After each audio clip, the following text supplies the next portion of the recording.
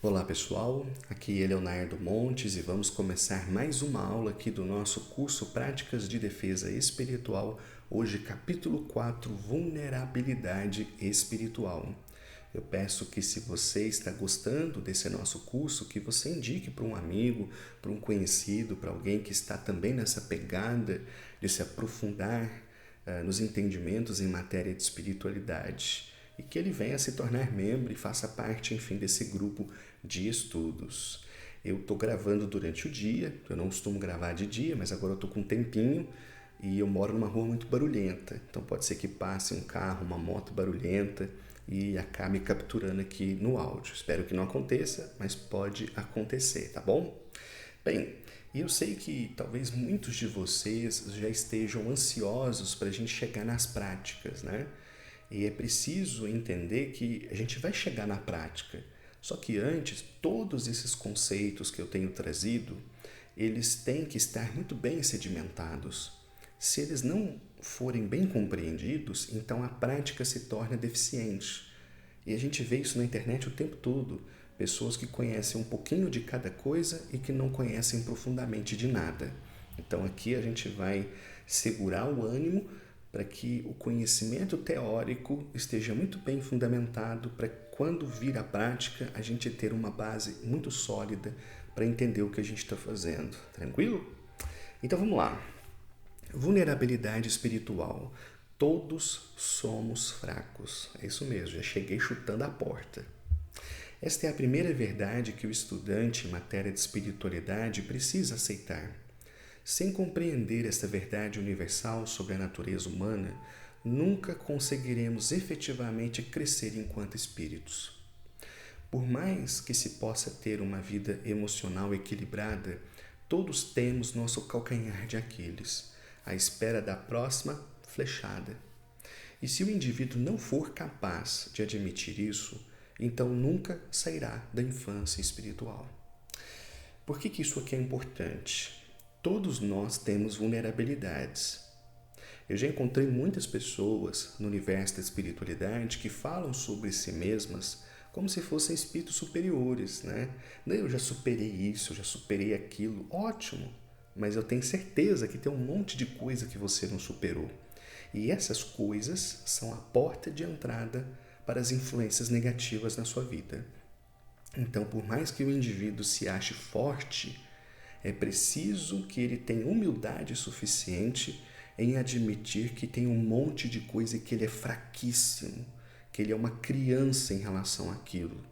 E se ele não admite isso, se ele não se torna consciente disso, então ele é uma presa fácil na mão de espíritos obsessores, ou ele terá sempre uma porta escancarada por onde entrarão os ataques espirituais. Mas vamos seguindo. Darei o meu próprio caso como exemplo. Eu me considero uma pessoa mentalmente e emocionalmente forte. Geralmente consigo viver a maior parte dos meus dias em harmonia e tranquilidade. No entanto, eu também tenho as minhas fraquezas. Uma delas é a confiança. Eu tenho extrema dificuldade em confiar nas pessoas. E uma vez abalada a minha confiança, nunca mais será a mesma. Não importa o que a pessoa faça para consertar o erro anterior. Eu sou incapaz de confiar novamente em alguém que tenha apenas arranhado a minha confiança. Imagina se a tiver quebrado. Então veja, na maior parte dos meus dias, eu vivo como vocês estão me vendo aqui. Eu não grito, eu não estresso, eu não brigo. Eu vivo uma vida muito harmoniosa com a minha esposa. A gente vive muito bem enquanto casal. Mas eu tenho uma vulnerabilidade enorme, que é a questão da confiança. E eu só fui perceber essa vulnerabilidade há poucos anos atrás, com o meu próprio processo de autoconhecimento. Não é? E foi ali que eu percebi que, diferente de muitas pessoas que confiam rapidamente, eu sempre com o pé atrás. Eu cheguei à vida adulta com pouquíssimos amigos, mas pouquíssimos mesmo, dá para contar numa mão. Dá para contar em alguns dedos, eu diria, né? E uma coisa que eu percebi de mim mesmo é que se a pessoa trai a minha confiança, se a pessoa faz algum movimento que eu entenda como sendo uma traição, então para mim acabou. Essa pessoa ela morreu. Ela está viva, eu não vou tratá-la mal, eu não vou brigar, eu não vou discutir, mas eu simplesmente não sinto mais nada por ela. Então, esse problema de confiança nos outros, é uma vulnerabilidade gigante que eu tenho. E como a gente vai ver daqui a pouco, é por onde me chegam as pancadas espirituais. Daqui a pouco a gente chega lá. Mesmo os mais calorosos gestos de carinho me fazem ficar com o pé atrás. E esta é uma das razões que me fizeram passar a maior parte da minha vida adulta sozinho. Cheguei à vida adulta praticamente sem nenhum amigo, procurado apenas para tirar dúvidas, aconselhar, e isso, por um lado, me satisfaz, pois evita os aborrecimentos comuns das intimidades. Porém, por outro lado, produz uma sensação de solidão demais até para quem gosta muito da própria companhia. Parece que estou sempre à espera da próxima punhalada. E posso dizer que na caminhada espiritual elas vieram em peso de todos os lados. Então adivinhe por onde geralmente chegam os ataques que me desestabilizam, justamente por minha fraqueza. Seria perda de tempo se o espírito tentasse me insuflar pensamentos de viciação em álcool, por exemplo, pois eu já superei há tempos essa questão. No entanto, se soprasse pensamentos de neurose, provavelmente teria maior sucesso. E falar sobre isso abertamente não me envergonha nem um pouco, pois foram anos de meditação, reflexão e experiências de expansão de consciência para que pudesse identificar as minhas próprias sombras e trabalhá-las convenientemente. Além do mais, é apenas um exemplo para que você, leitor, ouvinte e também aquele que me assiste, analise a si próprio e identifique as suas vulnerabilidades, pois é por elas que os ataques espirituais chegam. Entende o que eu quero dizer? Por mais que você possa se sentir uma pessoa feliz, espiritualmente equilibrada, emocionalmente tranquila, você tem um monte de coisas que ainda estão pendentes, um monte de vulnerabilidades. E se você não se tornar consciente delas, você vai apanhar a vida inteira e não vai saber o que está te batendo. Eu já encontrei muitas pessoas nessa caminhada, né, que se acham espíritos superiores na Terra, né? Eu já me livrei de um monte de coisa, eu tô bem, eu tô feliz, eu tô forte. Ótimo, continue assim. Mas e as coisas que você não trabalhou tanto e que estão aí dentro de você? Essas coisas são o seu calcanhar de Aquiles. Para quem não sabe, né, calcanhar de Aquiles é uma expressão popular que se refere ao mito de Aquiles, né? Quando Aquiles nasceu, ele era filho, né, de uma divindade com um ser humano, e ele foi mergulhado numa água que tornava o seu corpo invulnerável, então ele era tipo indestrutível. Só que quando ele foi mergulhado, ele foi preso pelos calcanhares, né? Então assim, a maior parte do seu corpo foi submersa, só que os calcanhares não foram. Então ele se tornou vulnerável no calcanhar. E aí durante uma batalha, ele toma uma flechada no calcanhar e morre. Ou seja, o cara mais forte, o cara indestrutível, ele foi alvejado no seu calcanhar, a única parte desprotegida do seu corpo, então ele morre. E claro que isso é só um mito, mas ao mesmo tempo traz uma sabedoria muito grande, né? Eu posso ser grande, eu posso ser forte, eu posso ser muito bem resolvido, mas eu tenho o meu calcanhar de Aquiles. E aqui é um ponto muito importante também. Nessa caminhada, eu já vi muitas pessoas supervalorizando a própria dor e diminuindo a do outro. É preciso tomar muito cuidado com esse comportamento. Quero dizer, se eu já superei, como por exemplo aqui a questão da bebida, eu não tenho problema nenhum com álcool, mas nenhum, zero. Eu passo 10 anos da minha vida sem colocar uma gota de álcool na boca e não sinto a menor falta. Mas eu adoro comer doce, por exemplo, que é tão ruim quanto o álcool. Entende o que eu quero dizer? Se eu chego para uma pessoa e falo assim, cara, eu tenho um problema, eu sou viciado em chocolate. O cara fala, isso é bobagem. Chocolate não é nada. O problema é o cara que bebe pinga. Não, cara, o problema do cara que bebe pinga é que isso é a vulnerabilidade dele. Se o meu problema é que eu como muito chocolate, essa é a minha vulnerabilidade. Ela não é menor. Entende o que eu quero dizer? A gente tem que tomar muito cuidado para não supervalorizar a própria dor e diminuir a dor do outro. Dor é dor e dói para quem sente, e cada um tem a sua. O objetivo não é competir para ver quem é mais miserável, mas sim que, a partir dessas reflexões, cada um se torne consciente das suas vulnerabilidades, porque é ali que os ataques entram. Espero ter ficado claro. Bom, entretanto, para além dos dramas íntimos, nossa estabilidade emocional é afetada por coisas muito mais simples. O time de futebol perdeu, o mau humor já se avizinha, e com ele a baixa vibração. O chefe falou de forma mais áspera, o ego já está sangrando de raiva. O dia amanheceu muito quente, muito frio, o trânsito está lento, enfim, essas coisas são motivos para reclamações, xingamentos, e com isso deixamos a nossa vibração baixa e, como consequência, mais vulneráveis ao mal do que imaginamos. Entende o que eu quero dizer? A gente é muito mais suscetível ao mal do que a gente imagina, é só olhar o cotidiano. É só observar quantas vezes você fica nervoso por causa do trânsito. Choveu demais, choveu de menos, está muito quente, está muito frio. O chefe falou uma coisa que você não gostou e ali você rumina aquilo o dia inteiro. Com raiva desse vagabundo, esse cara não me valoriza, só me põe para baixo. A gente nem percebe. A gente faz isso com tanta naturalidade que a gente nem percebe o quanto nós nos afetamos por coisas simples do dia a dia. Entende o que eu quero dizer? Preciso observar isso também. É por essa razão que o indivíduo incapaz de admitir a própria fraqueza é o primeiro que tomba, pois é ignorante sobre si mesmo, um pecado que as sombras não deixam passar em branco. Mas reconhecer nossas fraquezas não nos torna fortes, apenas conscientes. A partir da identificação é que deve seguir uma série de ações com o objetivo de corrigir o que é ruim e melhorar ainda mais o que está bom. Em resumo, esta é a nossa missão na Terra: melhorar o que está ruim e melhorar ainda mais o que está bom.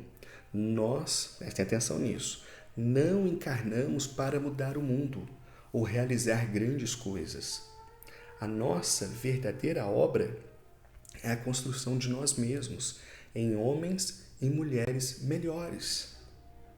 Então, olha só, né? Aquele que é ignorante sobre si mesmo, que só fala das suas virtudes, que só fala da sua força, mas é incapaz de reconhecer as suas fraquezas, ele é o primeiro que cai, porque ele é ignorante sobre si mesmo. As trevas não perdoam isso.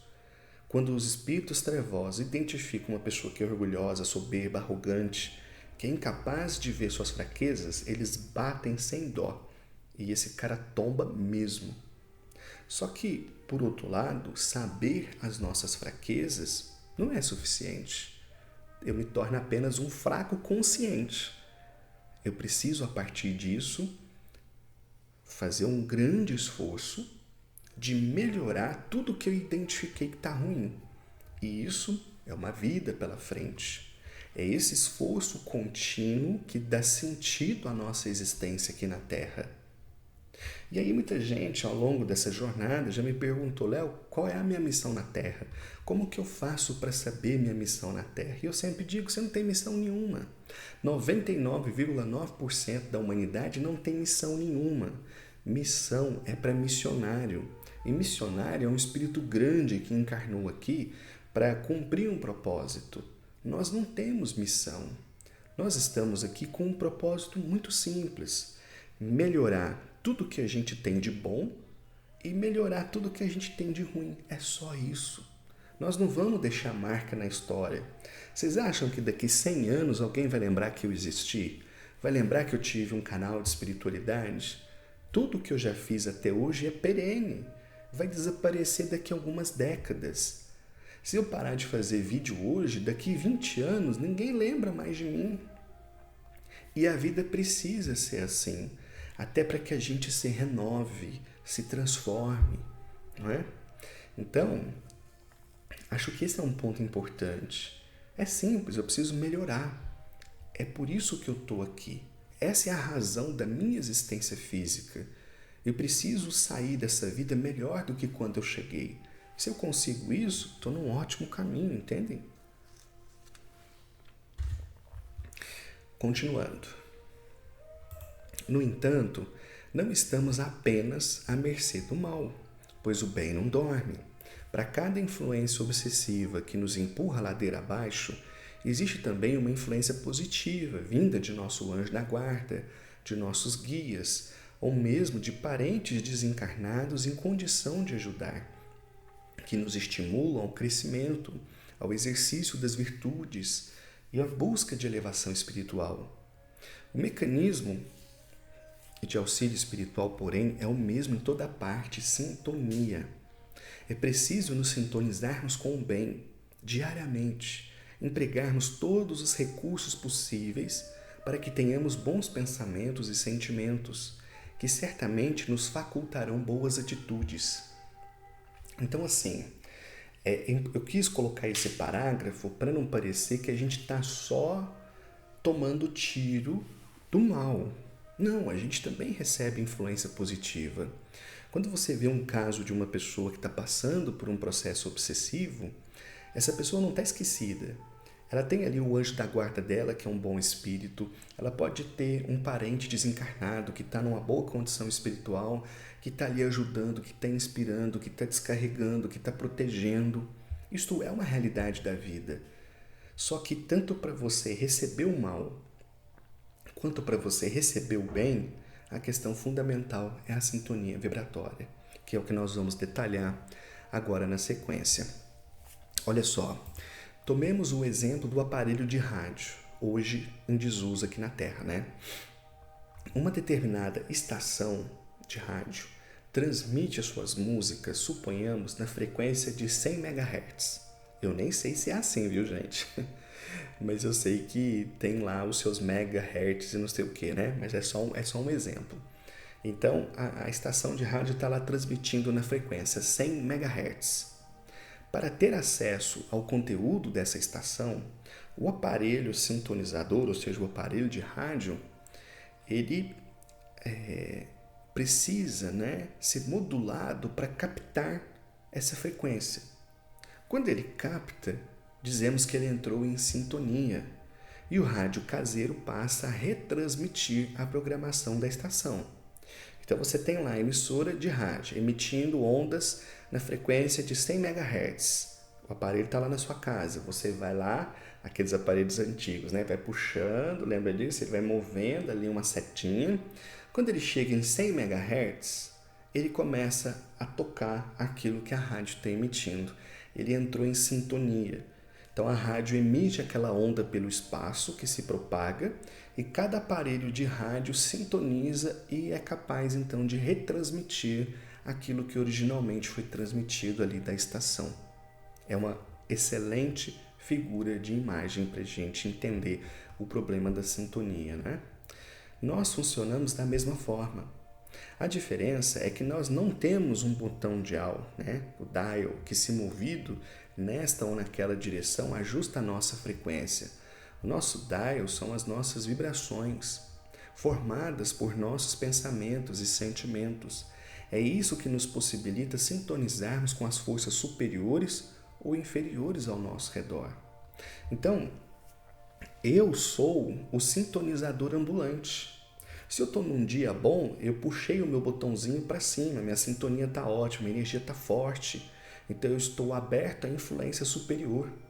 Mas se eu acordei com o pé esquerdo, como a gente fala aqui em Minas, se eu dormi com a avó atrás do toco, que eu não tenho ideia de onde surgiu essa expressão, né? Mas é quando a pessoa está de mau humor, está de mal com a vida, então meu sintonizador está lá embaixo. Eu já começo o meu dia sintonizando com as forças negativas. Então, eu, enquanto pessoa, sou o sintonizador ambulante. Se eu movo, né, o meu sintonizador para cima ou para baixo, é o que vai determinar com que tipo de energia, que tipo de espírito e que tipo de pessoa eu me sintonizo ou não, entendem? Agora vamos um exemplo prático de uma figura que eu acho que é interessante para a gente entender o mecanismo de transmissão e recepção de energias. Presta atenção. Quando um preto velho aplica passe sobre uma pessoa, ele emite uma determinada energia em direção ao consulente. Então vai imaginando, o preto velho está lá fazendo assim e ele está jogando uma luz sobre o consulente, é uma energia, ok? Vamos dizer que essa energia possua um valor de 10. No entanto, o consulente não está compenetrado do trabalho em si. Suas angústias e temores levam seu pensamento para muito longe da oração sincera, necessária para que absorva completamente os recursos ofertados. Assim, ao invés de receber o potencial 10 da força emitida, digamos que ele receberá 4. O restante se dispersará, pois não encontrará sintonia suficiente para que haja absorção pelo campo áurico do consulente. Portanto, ao fim do trabalho, embora melhor do que quando chegou, a maior parte da energia emitida se perdeu devido à falta de sintonia do próprio consulente. É por isso que sempre se pede silêncio e oração nos templos religiosos. Se você quiser visualizar uma representação de um processo semelhante, procura aí no YouTube sobre magnetosfera. Magnetosfera é o campo magnético que existe em torno da Terra e que nos protege das radiações do Sol. Você vai achar um monte de animações que mostram isso acontecendo, né? Então o Sol ele emite uma radiação e quando aquilo chega, o campo magnético da Terra faz com que essas partículas carregadas elas se dispersem ao redor da Terra, que é o que causa, em alguns lugares, o fenômeno da aurora boreal, entende? Já viram aquele fenômeno que o céu fica todo brilhante assim, fica parecendo umas ondas? Aquilo ali são partículas energéticas que foram emitidas do Sol e que o campo magnético da Terra está dispersando. Então, é uma imagem para você ter uma facilidade de visualização, né? Então, aqui no nosso exemplo, o consulente sentou no banquinho. O preto velho está lá dando passe nele, está lá com os olhos fechados, passando na ruda, rezando por aquele consulente. Ele está emitindo uma energia. O consulente está lá quietinho com o olho fechado, mas ele está pensando no boleto, ele está pensando na briga que ele teve com a mãe, ele está pensando que ele quer uma promoção no serviço. Então, o pensamento dele está longe, longe. Quando essa energia do preto velho chega para ele, ela não vai ser absorvida em sua totalidade, porque não tem sintonia, ela vai passar por ele, não vai entrar. Só uma pequena parte é que ele vai conseguir absorver. Entende o que eu quero dizer? Então ele vai sair dali melhor do que quando ele chegou, mas ele poderia sair dali muito melhor se ele tivesse compenetrado. O preto velho que trabalha comigo, não só o preto velho, acho que todas as entidades, né? Assim que o consulente chega, ele cumprimenta a pessoa e fala, né? Eleva o pensamento a Deus, faz uma oração. É a primeira coisa que ele fala. Para quê? Para que a pessoa possa entrar em sintonia com ele e receber aquela boa energia que ele está passando. Mas a gente sabe que muita gente não faz isso. Quantas vezes eu vi como médium que a entidade fala, concentra, filho, faz uma oração. Aí a pessoa fecha o olho, a entidade começa a dar o passo, então tem no momento a pessoa abre o olho. Já teve gente, por exemplo, assim, dele tá dando o passe e a pessoa virar o rosto para ver o que está acontecendo. Aí ele vai, pega o queixo da pessoa e volta para o lugar e fala, concentre. E a pessoa às vezes pode até sair com raiva, nossa, que preto velho sem educação. Não, ele está tentando te ajudar. Só que você está boiando, você está prestando atenção no barulho que aconteceu, você está pensando em alguém que recebeu um obsessor. O que você tem a ver com isso? Foca em você, porra. Você sentou ali, é o seu momento. Mas infelizmente a maioria dos consulentes não faz isso. Eles ficam viajando. Então recebem muito pouco do que poderiam receber, né? Mas o mesmo princípio também também se aplica ao mal. Quando um espírito ou um encarnado lança um ataque espiritual contra um consulente, a energia será mais ou menos absorvida de acordo com a vibração do alvo. Suponhamos que o ataque tenha saído com a potência 10. No entanto, ao atingir a vítima, apenas 0,4 for absorvido e 0,6 dispersado, em razão da falta de sintonia vibratória. Nesse caso, poderíamos dizer que o ataque causou apenas 40% de dano, o que não deixa de ser nocivo, porém poderia ter sido muito pior. Ou seja, o mesmo mecanismo que funciona para a absorção do passe também funciona no ataque espiritual. Sei lá, alguém fez um trabalho contra mim, eu recebi uma demanda, me atingiu, pum, em cheio. Beleza. Mas a questão é, como é que essa demanda me encontra? Qual a minha sintonia? Se eu estou com o meu sintonizador alto, essa demanda me atinge, mas eu vou absorver muito pouco daquilo, porque a minha vibração está muito alta. Então aquele ataque ele vai surtir um efeito muito pequeno. Mas se o ataque me chega e me pega com a vibração lá embaixo, então o estrago vai ser grande. Entendem? A questão da sintonia funciona para o bem e para o mal, são as mesmas leis divinas. São as mesmas leis da natureza. Funciona para o bem, funciona para o mal. O mecanismo é o mesmo, a polaridade é que é diferente. Compreendem? Espero que tenha ficado claro. E se você é membro do canal, mas não está no nosso grupo secreto do WhatsApp e quer estar, dá uma olhadinha lá no canal mesmo, na aba Comunidade, onde geralmente eu posto os textos.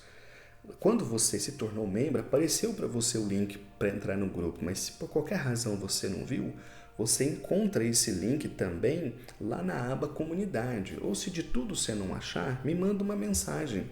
Pode ser comentando nesse vídeo, pode ser pelo WhatsApp, fala, olha, eu me tornei membro, mas não consegui entrar no grupo, que eu te mando o link e você entra. Mas só se você quiser, se você não quiser também, não tem problema, fica a seu critério, tá? Bom, ocorre, porém, que parte das pessoas, mesmo as que se dizem religiosas, não se esforçam de verdade em suas reformas íntimas. Não se preparam espiritualmente, não se policiam, não procuram higienizar os próprios pensamentos e por isso tombam tão facilmente aos menores ataques sofridos. A humanidade ainda não aprendeu a oferecer resistência ao mal, que muito facilmente lhe encontra o coração disponível. Então isso é um fato. Nós, religiosos, em grande parte das vezes, a gente deixa a desejar. A gente não se esforça de verdade. A gente fala bonito, mas quando não tem ninguém vendo, como é que eu sou? Isso é uma reflexão que todo religioso precisa fazer. Então a gente tem que entender que a nossa vulnerabilidade ao mal não é porque o mal é mais forte que o bem, é porque eu sou mais fraco. O dia que eu for um espírito forte, eu não vou precisar preocupar com nada disso, porque a minha sintonia já é elevada. Mal nenhum me atingirá, só que até que eu chegue lá, vou ter que peregrinar bastante, é uma jornada, né? Bom, protetores espirituais. Existe uma compreensão errônea no meio espiritual que faz com que muitas pessoas compreendam de forma equivocada a nossa real relação com nossos guias e protetores espirituais. A rigor, estas entidades se unem a nós para o esforço em conjunto, em que braços do além e do aquém se fortalecem em prol de um trabalho a ser realizado. No entanto, não é tarefa das entidades viver a nossa vida, fazer nossas escolhas e principalmente nos proteger o tempo todo, especialmente das encrencas que atraímos por nós mesmos. Certamente nos ajudam e protegem, porém só podem fazer isso no limite do nosso livre-arbítrio. Do contrário, teríamos uma vantagem em relação ao restante da humanidade, que muitas vezes sequer acredita no que para nós é cotidiano. As entidades tudo fazem para nos proteger, mas a luta final é sempre nossa. Adianta pouco ter a proteção de uma grande entidade se eu, médium, for pequenino, compreendem? Nós podemos e devemos contar com o apoio das entidades, especialmente no que se refere aos ataques que nos são endereçados pelo bem que fazemos. Figurativamente, imagine-se na companhia de um amigo temido por ser mestre em artes marciais. Enquanto estiver ao lado dele, provavelmente você se sentirá protegido. No entanto, por mais que sejam amigos, ele não poderá estar com você o tempo todo. é quando se faz necessário que você saiba se proteger por si mesmo. Entendem o que eu quis colocar nesse ponto do nosso estudo? Eu vejo tanta gente no contexto da Umbanda, em outros contextos, né, que elas acham assim, se eu botar café pro preto velho, ele vai me proteger. Não, que se eu botar o padê pro Exu, ele vai me proteger. E aí fica essa relação de barganha, repetindo aquele sentimento católico, que nada contra, mas a mim parece um tanto quanto infantil, né, de que se você ficar em penitência, ou se você ficar pedindo demais, ou se você ficar ali ajoelhado, você vai comover aquela entidade, então ela vai falar, tadinho do fulano, vamos dar uma força para ele. Não funciona assim. Os nossos guias, os nossos protetores espirituais, eles naturalmente estão aqui para nos socorrer. Eles estão aqui para nos ajudar. Mas é importante que a gente saiba também nos ajudarmos, que a gente saiba se proteger. Eu vejo pessoa que passa 50 anos de Umbanda e continua um mendigo espiritual, só fica pedindo. Ele mesmo não sabe nada, não aprendeu nada, não consegue utilizar nada do conhecimento espiritual adquirido nesses anos para si mesmo. Tudo alguém tem que fazer por ele, seja um pai de santo, seja um médium mais experiente, seja a própria espiritualidade. Parece que ele é incapaz de gerir a sua própria vida espiritual. É disso que nós vamos correr. Nós vamos na contramão disso. Nós vamos aprender todo um monte de técnica para que cada um de vocês seja capaz de se proteger. Contando sim com o apoio da espiritualidade, mas não esperando sentado por eles. Entende? É importante que a gente assuma esse protagonismo na nossa vida espiritual e saibamos nos cuidar por nós mesmos. Eu sempre falo, cara, você que está me assistindo, como boa parte das pessoas que me acompanham, você provavelmente é adulto. Você já tem a sua profissão, você tem a sua família, tem sua casa, tem suas coisas. Tudo isso você construiu sozinho. Por que na área espiritual você age como uma criança? Por que alguém tem que ficar te mandando toda hora? Por que você é incapaz de fazer por si mesmo? Aqui eu estou fazendo uma provocação, naturalmente. Mas entende o que eu quero dizer? Eu tenho encontrado pessoas mais velhas do que eu que parecem meninos no campo da espiritualidade. Não aprenderam nada. Não sabe acender uma vela, não sabe fazer um banho, não sabe fazer uma defumação. Então, eu não entendo. A pessoa é adulta, constrói uma vida, constrói uma profissão, tem filhos, casa, faz tudo sozinha.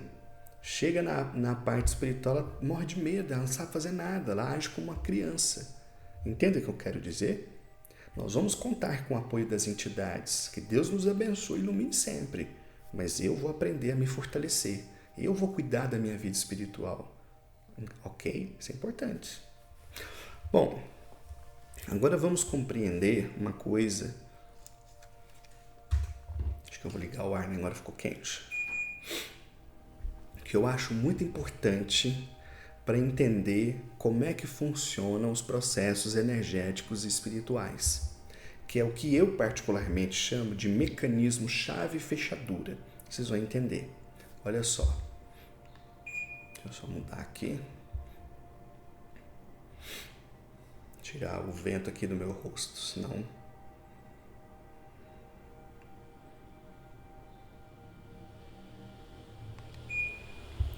Olha só. Para além da sintonia vibratória, podemos utilizar outra imagem, chave fechadura, chave mesmo, ó. Chave, aqui é uma chave. Essa chave aqui é do cadeado ali do meu portão, certo? Então, eu ponho a chave certa, giro, o cadeado destranca. Essa é a imagem que eu quero que vocês tenham em mente. Então, para além da sintonia vibratória, podemos utilizar outra imagem, chave fechadura. O mago não quebra a fechadura ou a porta. Ele a observa para ver que tipo de chave abrirá determinado tipo de fechadura.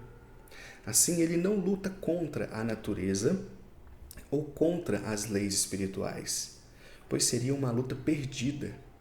O que ele faz, seja bom ou mal, é aproveitar-se do fluxo da vida para inserir chaves cuidadosamente pensadas para abrir determinadas fechaduras. Suponhamos... Não, vamos focar aqui então. Gente, vou tentar ser muito claro nisso aqui, porque é importante.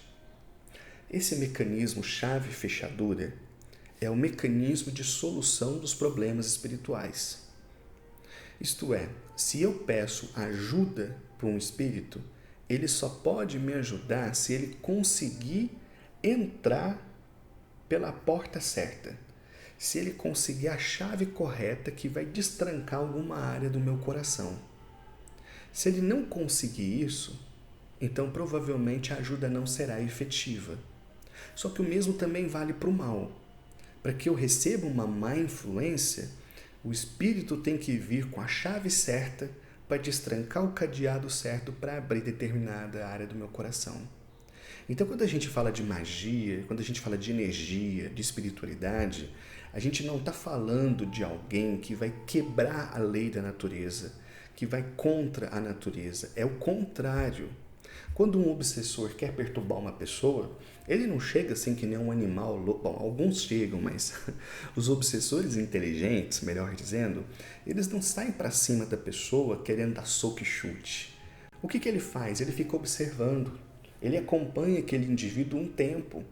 Ele observa o que aquela pessoa faz, o que ela pensa, porque ele está no processo de levantamento das vulnerabilidades. Então ele vai passar ali meses acompanhando uma pessoa só para ver onde é que ela pega, onde é que ela erra, quais são as vulnerabilidades. E aí quando ele descobre, ele fala, achei. Então o problema dele é isso aqui. A partir dali, ele vai montar uma estratégia que vai explorar aquela vulnerabilidade ao máximo possível. Entendem? Ele não vai chegar de cara como um míssil contra a pessoa, porque isso aí quase sempre não vai produzir resultado. Ele tem que ser inteligente, ele tem que observar, ele tem que analisar, ele tem que enxergar as vulnerabilidades daquela pessoa para saber onde pegá-la. Esse é o ponto fundamental, é isso que eu chamo de chave fechadura. Você chegar dando martelada na fechadura não adianta, você tem que ter a chave certa que destranque aquele cadeado. E aqui eu vou dar alguns exemplos disso, olha só. Suponhamos que uma esposa preocupada com o marido tenha procurado determinado terreiro para pedir ajuda, a fim de que seu marido pare de consumir bebidas alcoólicas. As entidades, mesmo que se compadeçam do pedido, não podem simplesmente arrancar o hábito do marido à força, pois isto seria violar o livre-arbítrio e este é sagrado. As entidades se aproximam e procuram sondá-lo, examinam com calma sua aura e tentam induzir pensamentos de reflexão e ponderação sobre seu vício. No entanto, o marido não deseja parar de beber, ainda que saiba o mal a que está sujeito. Então, assim que qualquer ideia de abstenção lhe passar pela cabeça, ele a rejeitará fortemente, levando seus pensamentos para outras coisas. Percebendo as limitações do caso, as entidades então lhe aplicam um passe, que será pouco absorvido, mas que resultará em alguma melhora. Procurarão limpar a casa de energias nocivas, deixando o ambiente mais leve e até mesmo afastarão alguma entidade obsessora que porventura exista no ambiente. Tudo isso repercute imediatamente no marido, que nos dias seguintes diminui bastante o uso da bebida alcoólica e, por consequência, a relação com a esposa melhora bastante. Agora vamos imaginar... Bom, vamos parar aqui, né? Então, nosso exemplo, a esposa foi até o terreiro e pediu, pelo amor de Deus, ajuda meu marido, que ele bebe demais, e ele briga, ele xinga, e minha casa está um inferno. Aliás, cena muito frequente. Aí as entidades falam, filha, vamos ajudar. Terminou o trabalho, as entidades vão na casa dessa senhora. Chega lá, vê que o marido realmente bebe demais, ele está sendo influenciado por entidades nocivas, a casa está muito carregada. Então as entidades vão fazer o possível. A entidade não pode chegar lá e arrancar a garrafa da mão dele. Entende? Isso é uma decisão dele, a vida é dele. O livre-arbítrio pertence a ele. Então a entidade chega e fala, filho, maneira um pouco, mas ele está tão vidrado na bebida que esse pensamento ele é rejeitado. Ele pensa naquilo, ele absorve essa ideia, mas ele expulsa. Ele não quer parar de beber. Então a entidade vai dar um passe nele, mas vamos lembrar da sintonia. Na sintonia que ele está, ele vai absorver muito pouco. Mas muito pouco já é alguma coisa, é melhor do que nada, certo? Então ele vai dar uma melhoradinha. Aí a entidade vai afastar ali um obsessor que está presente, vai dar uma limpada na casa. Nos dias seguintes ele dá uma ribada, ele dá uma melhorada, ele amanhece com melhor humor, trata bem a esposa, né? Tá sentindo mais leve. Isso já é um efeito da ajuda espiritual que foi solicitada, né? Então esse é um primeiro cenário. Então vamos lá. Cadê? Ó, vamos imaginar que este casal possui uma pequena filhinha. E o único momento em que este pai pensa em parar de beber é quando vê a criança chorando por algum desentendimento do casal. Os espíritos se aproximam e se aproveitam deste bom sentimento para inspirar-lhe uma reflexão mais profunda. Sugerem que repense o hábito a fim de não prejudicar a própria filha, que pode crescer traumatizada ou mesmo instigada a também se tornar consumidora de álcool muito cedo. Num dia de maior sensibilidade, um bom amigo espiritual o envolve, trazendo a imagem da filha à mente. E ao pé do ouvido sussurra, embora sem poder se fazer ouvir através da matéria: meu amigo, veja sua pequena filha. Perceba como você a ama e como seria triste se ela crescesse em um lar desestruturado e infeliz. Este hábito nocivo apenas trará infelicidade para essa casa. Não é melhor ponderar? Procurar ajuda enquanto é tempo? Os recursos da saúde estão muito avançados hoje e você ainda encontrará amparo no terreiro que sua esposa frequenta. Não é hora de pedir ajuda? De repente, esses pensamentos todos começam a passar, a desfilar pela tela mental do marido, que imagina o desgosto que causará à sua filha no futuro, o quanto ele está afastado da fé. E de repente, a esperança que parecia distante começa a surgir novamente, trazendo uma nova oportunidade. Este é um mecanismo chave-fechadura e funciona para o bem e também para o mal. Vejamos agora como seria numa situação oposta. Entendem? Então, assim, nesse nosso exemplo hipotético, a única coisa que fazia esse pai pensar em parar de beber é quando ele olhava para a filha dele. Então, assim, pela mulher, ele não muda. Por ele não muda. Mas pela filha, ele tem um sentimento forte. Então, quando ele vê a filha chorando, porque ele gritou com a esposa, ele fala: cara, o que eu estou fazendo da minha vida? Entende? Ali há uma oportunidade. Então o espírito vai usar essa imagem, vai envolvê-lo energeticamente, vai começar a conversar com ele, embora ele não escute com a matéria, mas ele vai receber um influxo desses pensamentos. E ali ele começa a pensar: não, eu preciso parar de beber. Nossa, o que eu estou fazendo da minha vida? Que imagem que eu vou passar para minha filha? Aí ele começa a se sensibilizar. Entendem? Isso é chave fechadura. Se o espírito chegasse para ele e falasse: filho, você está bebendo demais, não adianta nada. Ele sabe que ele está bebendo demais, ele quer beber mesmo. Então, até para fazer o bem, as entidades têm que explorar alguma vulnerabilidade dele, mas uma vulnerabilidade positiva, para fazer com que ele cresça. Compreendem? Espero que sim. Bom, agora vamos ver o caso da influência contrária, né? Para vocês verem que é rigorosamente o mesmo mecanismo, só muda a polaridade. Bom, ainda em nosso exemplo, agora o marido está se esforçando para se livrar do vício do álcool. Porém, a sede é mais forte. E para cada vez que ele pensa em parar de beber, tudo ao redor lhe convida para mais um gole. Ele chega cansado do serviço e deseja beber. No entanto, é segunda-feira e ele quer esperar mais um pouco. Cadê? No entanto, é segunda-feira e ele quer esperar mais um pouco. Deixa eu mudar aqui para não ficar esse tanto de em tanto, né? É bom que eu fiz 2 vezes revisão desse texto, né? E a gente não vai encontrando. Vamos pôr entretanto. Então vamos lá. Ainda em nosso exemplo, agora o marido está se esforçando para se livrar do vício do álcool. Porém, a sede é mais forte e cada vez que ele pensa em parar, tudo ao redor lhe convida para mais um gole. Ele chega cansado do serviço e deseja beber. No entanto, é segunda-feira e ele quer esperar mais um pouco. Entretanto, um obsessor que o acompanha sugere-lhe ao pé do ouvido: beba, você merece, trabalhou muito hoje. De repente, a justificativa que faltava apareceu. Peraí, eu trabalhei muito, hoje eu mereço. E assim, mais uma garrafa é aberta. Compreendem?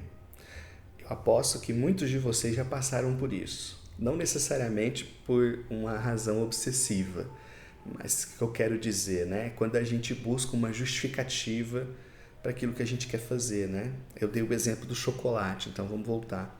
O exemplo do chocolate. Eu pego e falo, pô, mas eu comi meia barra de chocolate ontem, vou comer mais meia barra hoje. Ah, mas eu mereço. Eu trabalhei tanto essa semana, né? Eu mereço. Entendem como é que funciona? Então, assim, chegou segunda-feira, o cara, não, hoje é segunda, pô, bebi ontem pra caramba, não vou beber hoje não. Aí o obsessor chega e fala, bebe, você merece. Pô, você ralou pra caramba hoje, cara. Se você não puder beber, então, pra que tá trabalhando? E que vale a pena, então, todo esse esforço que você tem no serviço, se chegando em casa você não pode beber uma latinha. Aí o cara não escuta, mas ele registra isso. Aí ele começa a vir pensamentos na mente dele. Aí ele fala, porra, tô ralando pra caralho, trabalhando feito um condenado, se eu não puder beber uma cerveja, então tô lascado. Quantas e quantas pessoas eu já vi falar isso. Aí o cara vai lá e bebe. Só que aí você acha que ele vai parar em uma? Não vai, porque ele é viciado. Mandou o primeiro gole, daqui a pouco é 2, 3, 4, é 5, daqui a pouco ele tá completamente bêbado. Entendem? Como o mecanismo é o mesmo, só muda a polaridade. Bom, a esposa se aproxima e questiona se não é cedo demais para beber, mas o obsessor se adianta e sugere ao ouvido, chata demais. O marido balbucia, quase repetindo as palavras da entidade. Nem dá ouvido para a esposa, mulher chata, larga pra lá. Uma outra garrafa para aplacar a sede nesse calorão e daqui a pouco estará completamente embriagado. Contudo, observem, o mecanismo é rigorosamente o mesmo. O marido quis beber. A entidade apenas insuflou o seu desejo. Trouxe a chave certa, a justificativa certa para destravar a fechadura da porta do desejo de consumir a bebida. E ela facilmente se abriu. É por essa razão que devemos descartar sumariamente a ideia de que espíritos ou trabalhos negativos tenham forças suficientes para quebrar a nossa vontade e nos obrigar a fazer coisas que a princípio não queremos. Chave, fechadura. Um gera o estímulo, o outro o embala, e assim há parceria para o bem e para o mal. Gente, isso aqui é muito importante. Aqui no finalzinho acho que eu vou até deixar em negrito no texto oficial, ó. Devemos descartar sumariamente a ideia de que espíritos ou trabalhos negativos tenham forças suficientes para quebrar a nossa vontade e nos obrigar a fazer coisas que a princípio não queremos. Vou deixar até em negrito porque isso é importante. Quantas vezes eu já conversei com pessoas que me falam assim: ah, meu marido está por uma perturbação espiritual e ele me traiu. Aí eu falo, cara, como é que eu explico isso, né? O seu marido não te traiu porque ele está sendo obsediado. Ele te traiu porque ele tinha vontade de te trair. A obsessão, se existir, apenas insuflou esse desejo, mas o desejo é dele. A entidade não pode inspirar infidelidade num coração fiel. Como não pode inspirar em mim desejo de beber bebida alcoólica que eu não tenho no meu coração. Chave fechadura. Então o marido ele quis trair. Ele desejava outra mulher. O que a entidade fez foi a mesma coisa aqui do exemplo. Foi dar justificativa, foi envolvê-lo, até que ele cedesse ao desejo. Então, a influência dos espíritos, seja para o bem ou para o mal, elas não podem criar em nosso coração aquilo que não exista. Quantas vezes eu já vi pessoas indo até o terreiro pedindo por um parente e depois as entidades me falaram assim: filha, a gente pode fazer muito pouco por essa pessoa, porque ela não tem desejo nenhum de se ajudar, ela não tem desejo nenhum de sair dessa vida. Eu não posso obrigar. Então, quando eu tenho um desejo pequenininho de ser um indivíduo melhor, a entidade pode pegar esse sentimento que é meu, eu gerei, e fazê-lo crescer. E a partir disso eu consigo ser uma pessoa melhor. Mas se eu tenho uma pontinha para o mal e eu me relaciono com maus espíritos, eles vão influenciar isso, isso vai crescer e vai me arrastar para o mal. Então, devemos descartar sumariamente a ideia de que espíritos ou trabalhos negativos tenham forças suficientes para quebrar a nossa vontade e nos obrigar a fazer coisas que a princípio não queremos. Não existe isso. A gente sempre vai ser empurrado na direção que a gente quer ir. Essa vontade é minha. O espírito apenas me empurra. Entendem? Enfim, é isso. Chegamos ao final da nossa quarta aula, espero que você tenha gostado. Quaisquer dúvidas, coloque no grupo ou coloque aqui nos comentários desse vídeo. Um abraço e até o nosso próximo estudo.